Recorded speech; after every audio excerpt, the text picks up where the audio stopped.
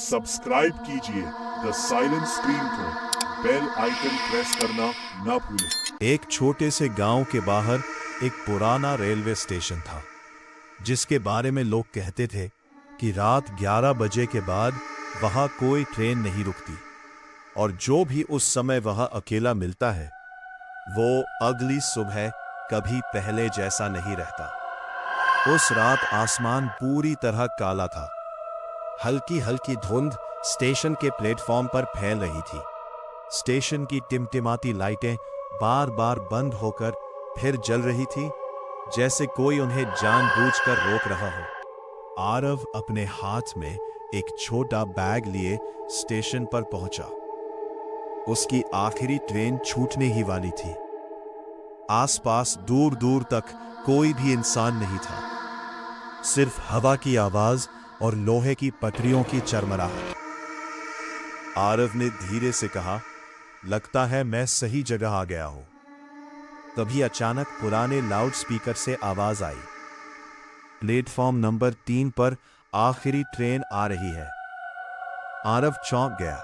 उसे अजीब लगा क्योंकि वहां कोई भी कर्मचारी दिखाई नहीं दे रहा था।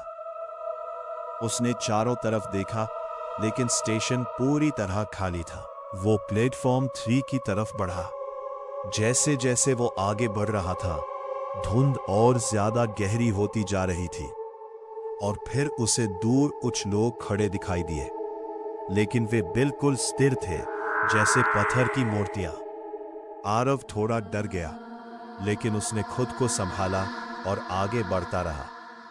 कुछ ही देर में दूर से एक ट्रेन की आवाज आने लगी, लेकिन ये आवाज सामान्य नहीं थी। वो आवाज किसी इंसान की धीमी कराह जैसी लग रही थी।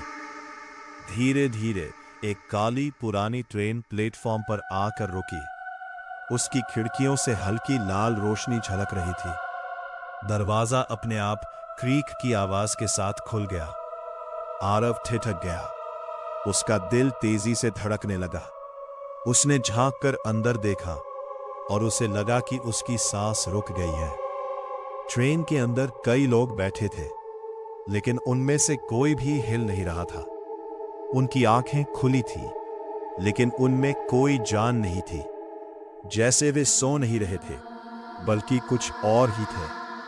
तभी पीछे से एक धीमी आवाज आई, अंदर आ जाओ। आरव ने तुरंत पीछे मुड़कर देखा, लेकिन वहां कोई नहीं था। डरते डरते वह ट्रेन के अंदर कदम रखता है। जैसे ही वह अंदर गया, दरवाजा अपने आप बंद हो गया। धड़ाम! आरव घबरा गया और दरवाजा खोलने की कोशिश करने लगा, लेकिन वह लॉक हो चुका था।